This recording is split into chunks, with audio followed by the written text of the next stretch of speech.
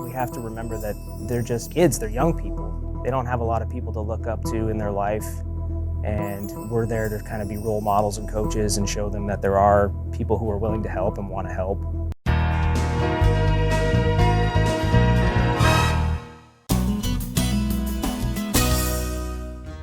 The goal of detention in juvenile justice isn't isolation or punishment, but rather providing skills and opportunities to the youth who are housed there.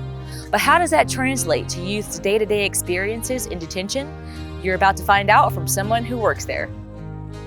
So what's a day in the life like for a youth in detention? It's pretty normal. They wake up same time every day, lights on 7 a.m. We get up, we do breakfast, medications, court if they have court hearings, and then they start school Monday through Friday, 9 a.m. until 3:45 in the afternoon. So hopefully just like they would be going to school if they weren't in detention.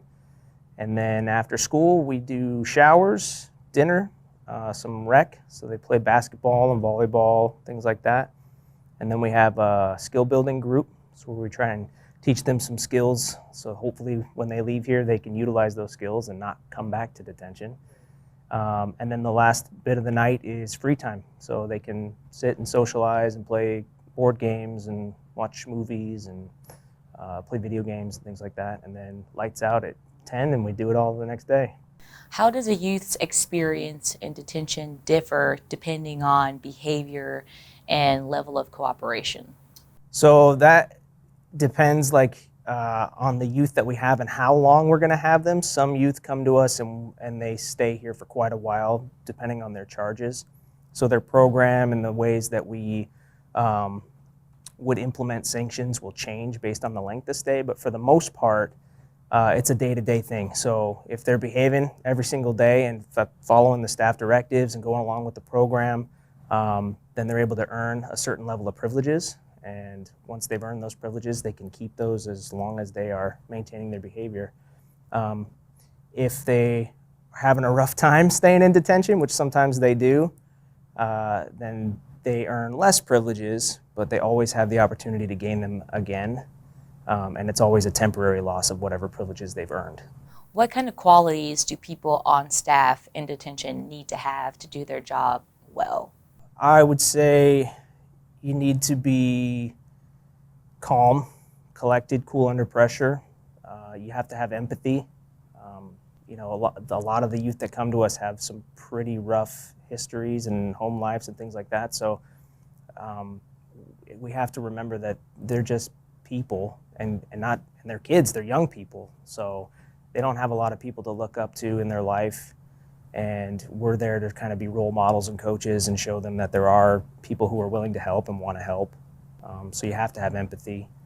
And you also have to kind of take a firm but fair kind of standpoint, otherwise they will try to walk all over you. Those I think would be the most important qualities for staff to have. Empathy, cool under pressure, because you never know what a day is actually going to look like, even though the structure of the day is the same. The events that unfold during that day are not always the same, and you have to be able to adapt and work under pressure sometimes. What do you enjoy about your job? I enjoy my coworkers. I love the people I work with. I enjoy seeing the youth who do come to us and then leave and don't end up coming back, and I run into them a lot of times in the community. And usually it's them, they recognize me before I recognize them, and they're like calling my name and I'm like, oh, hey, and then it takes me a minute and I'm like, oh, that's right. And so it's really cool to see that, maybe a year before they were in detention and having a rough time, and now they've got a job, they're talking about all the things that they are doing out in the community and their hopes and their dreams and like how well they're doing. It's really cool to see that transition.